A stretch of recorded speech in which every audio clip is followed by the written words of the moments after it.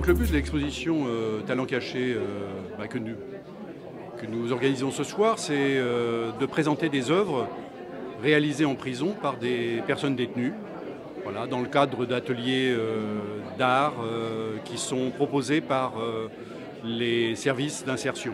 Le but est évidemment d'aider le prisonnier à se réinsérer et en lui redonnant une certaine dignité. C'est ça l'objectif proposé. Alors on n'est pas... Certains disent oui mais c'est le Club Med en prison. Non, la prison n'est pas un Club Med. La prison c'est un univers de violence, un univers d'enfermement. Il faut savoir que certains prisonniers qui ne participent à aucun atelier, des fois parce qu'ils n'ont pas le droit tout simplement, peuvent passer 22 heures dans leur cellule. Donc l'art, c'est un moyen pour eux d'abord de sortir, de s'ouvrir à quelque chose de beau aussi, et de retrouver le respect d'eux-mêmes, car beaucoup d'entre eux ont perdu le respect d'eux-mêmes. Alors les tableaux sont en vente, certains, pas tous, car un certain nombre de personnes détenues veulent conserver ces tableaux pour leur famille, mais ceux qui sont en vente, en tout cas, le produit de la vente va pour un tiers à l'indemnisation des victimes, pour un tiers à la cantine, c'est-à-dire leurs besoins quotidiens, et un tiers pour le pécule, c'est-à-dire une sorte d'épargne qu'ils accumulent pour leur sortie. Voilà, donc notre association, évidemment, ne prend aucune commission sur ces ventes. Chaque année, normalement, on ne l'a pas fait l'année dernière à cause du Covid, mais d'organiser chaque année cette exposition, ça veut dire d'aller dans les établissements, de faire la sélection des œuvres, en général au cours d'une petite exposition qui est organisée par le SPIP ou par le prof d'art plastique, et nous procédons à une sélection en discutant avec les personnes détenues, non pas pour savoir ce qu'elles ont fait, c'est pas notre affaire, mais pour savoir qu'est-ce qui les a inspirés, les techniques, et qu'est-ce qui les a inspirés pour réaliser l'œuvre qu'ils nous présentent.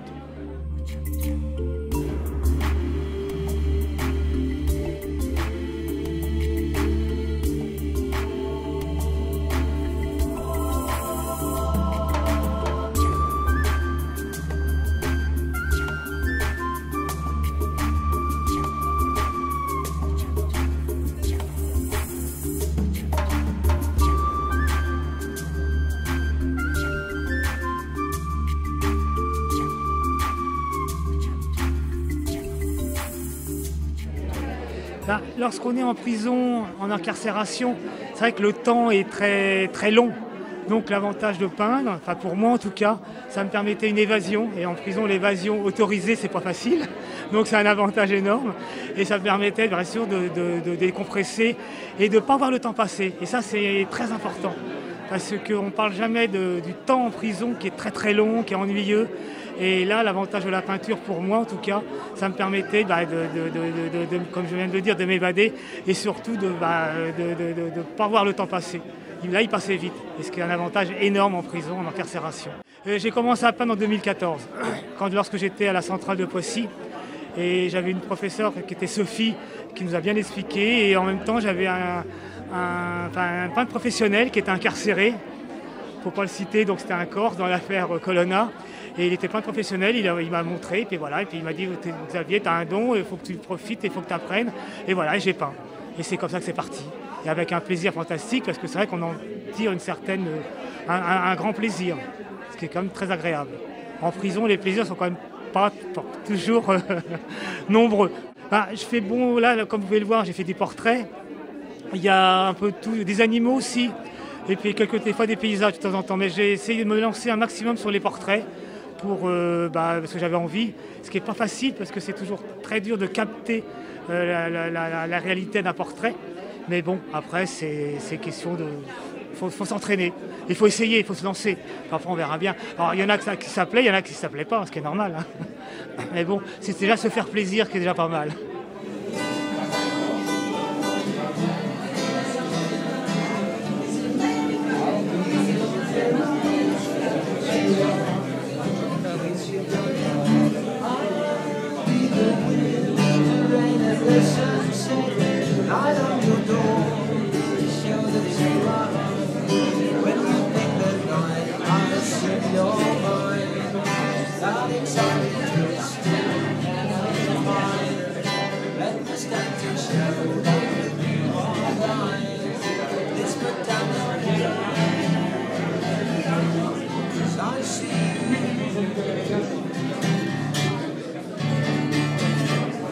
on a un modèle à 5 dimensions, inspiré par 3 scientifiques cosmologistes qui ont été repris dans le cours de Françoise Combe au Collège de France.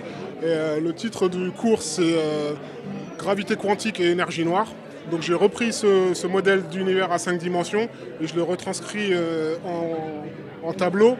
L'idée me semblait séduisante sur le plan artistique, donc c'est pour ça que j'ai voulu la représenter ici, parce qu'elle explique en fait comment leur vision a été erronée dans la mesure où elle n'a pas été retenue par les tests au collisionneur de hadrons, donc qui est l'accélérateur des particules.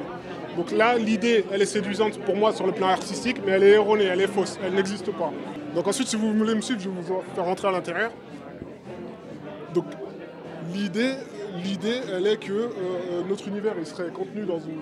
L'idée, elle serait que notre univers, il serait contenu dans une brane, et qu'on aurait un autre univers caché dans une autre brane, mais auquel on ne pourrait pas accéder. Il n'y a que la gravité qui peut y accéder, et l'énergie noire, notamment. Et donc leur idée, c'est de dire que l'énergie noire et la gravité, elles sont produites dans une brane, dans un univers caché, donc, auquel on ne peut pas accéder, et que nous, on serait dans un autre univers avec la gravité et l'énergie noire, quand elle nous parvient, elle est atténuée, elle est diminuée, on va dire. Et donc là, on a ici les cercles au centre des univers qui représentent les particules. Donc ce seraient des gravitons, qui sont des particules médiatrices de la gravité. Et j'ai voulu exprimer le cheminement des particules à travers les univers par ces petits cercles-là qui font le cheminement. Et, cet espace qui est vide, c'est ce qui représente le bulk, le super-univers, qui est défini dans leur idée. Donc super-univers qui contiendrait nos univers à nous dans différents secteurs. Ensuite, on a 3 tableaux en format d'Ibon qui sont des déclinaisons numériques de ce tableau central, de la partie centrale du tableau. C'est des déclinaisons numériques. J'ai voulu aussi faire un espèce de... Comment dire, un espèce de rappel de la dualité onde-particule, parce que c'est ce qui caractérise les photons notamment, la dualité onde-particule. Donc j'ai voulu représenter le tableau sous 2 formes différentes, l'art numérique et l'art pictural.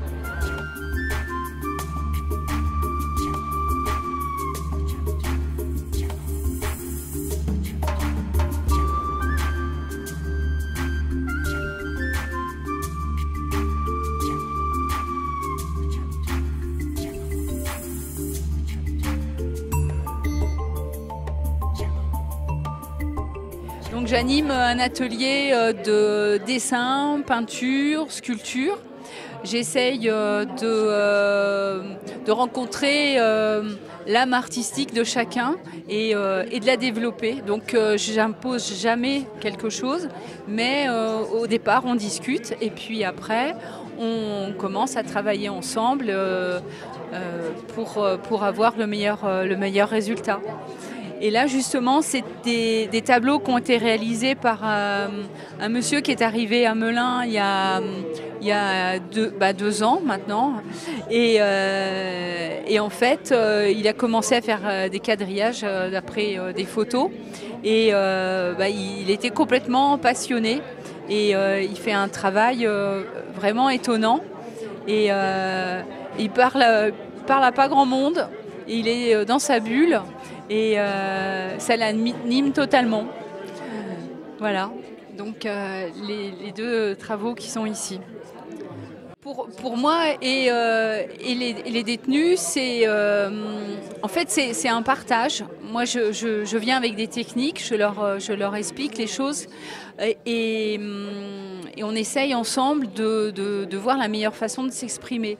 Et en fait, on s'aperçoit assez rapidement que ça prend toute la place. Souvent, ils me disent « mais là, tu m'as ouvert un monde que je ne soupçonnais pas. » mais c'est comme une drogue. Et c'est vraiment, ça devient vraiment important. Alors, naturellement, il y a eu cet épisode du Covid où j'ai pas pu rentrer. Eux, ils étaient dans leur cellule, ils n'avaient plus de matériel. Au bout d'un moment, ils n'avaient plus de peinture, plus rien. Les coordinateurs ne pouvaient pas rentrer non plus. Donc ça a été un grand moment difficile. Et quand j'ai pu revenir, ils sont tous venus les uns après les autres et me dire ah enfin moi tu reviens, on va s'y remettre. Mais avec la peur aussi d'avoir oublié.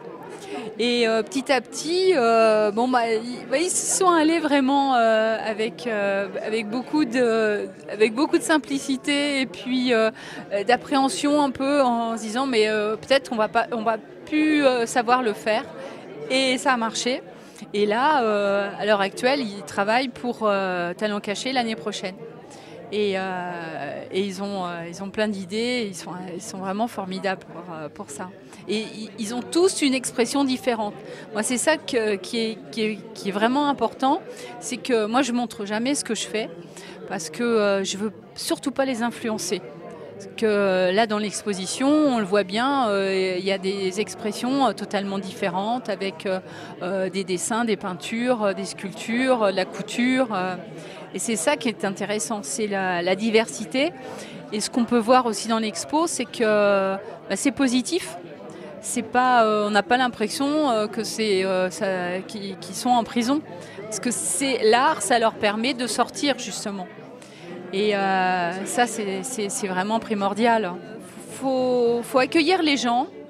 Il faut les laisser parler, respecter qui ils sont. Et surtout, il faut jamais les laisser dans le doute. Et il faut jamais qu'ils bottent en touche et qu'ils se désespèrent en disant je vais jamais y arriver, c'est pas pour moi, etc.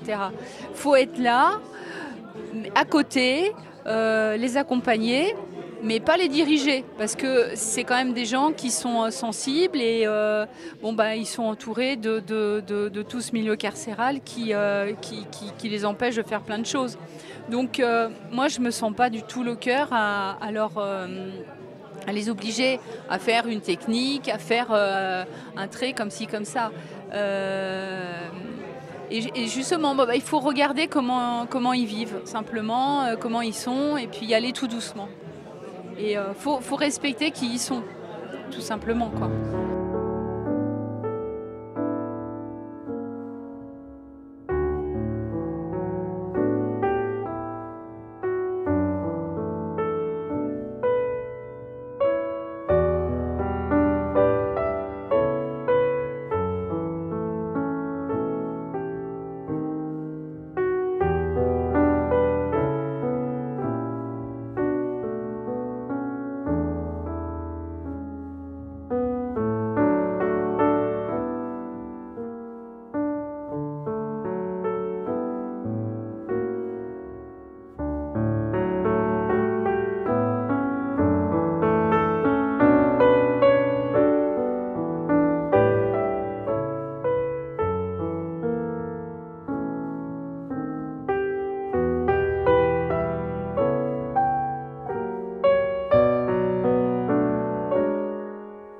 Et ce qui est important dans l'homme, c'est de regarder la part d'espérance qu'il porte toujours en lui.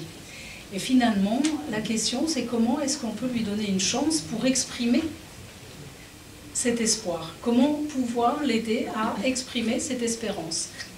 Alors nous, avec les personnes de la rue, eh bien, on essaye, vous avez beaucoup de bénévoles qui sont là, des salariés, eh bien, on essaye de tendre une main, sans jugement, simplement en humanité, en reconnaissant chacun pour sa capacité et pour la promesse qu'il est encore pour notre société. Et ce que nous aimons dans cette exposition Talent Caché, eh bien, c'est que la démarche de l'association est la même et que ces personnes qui sont détenues, qui sont dans des maisons d'arrêt, qui finalement, entre guillemets, payent une dette à la société, eh bien, là, on les regarde pour ce qu'elles peuvent faire de bon, de beau que l'on peut partager en humanité. Ça nous apporte d'abord la joie de présenter un autre aspect de ces êtres humains, parce que ce sont des êtres humains, hein, même s'ils ont fait des choses qui peuvent être horribles, c'est pas notre affaire. Nous, on a en face de nous des êtres humains, donc ça nous apporte de la joie. Il y a aussi quelque part, on a le sentiment d'une action à l'extérieur, dans le prolongement de nos recherches personnelles, individuelles en tout cas. C'est un moyen pour nous de nous exprimer aussi à l'extérieur, d'exprimer une forme d'altruisme. Je ne dis pas que nous ne sommes pas des mères Teresa, pas du tout, hein. Mais il y a une forme d'altruisme dans ce que l'on fait et ça nous apporte du plaisir. Voilà. On est content de le faire. Et quand on voit le sourire d'un détenu, là je vois on n'a pas pu exposer pendant une année. Quand j'ai annoncé ça à la prof d'art de Melun et Réau que l'on allait de nouveau exposer cette année, elle m'a dit les détenus étaient hyper joyeux. Hyper joyeux. Voilà.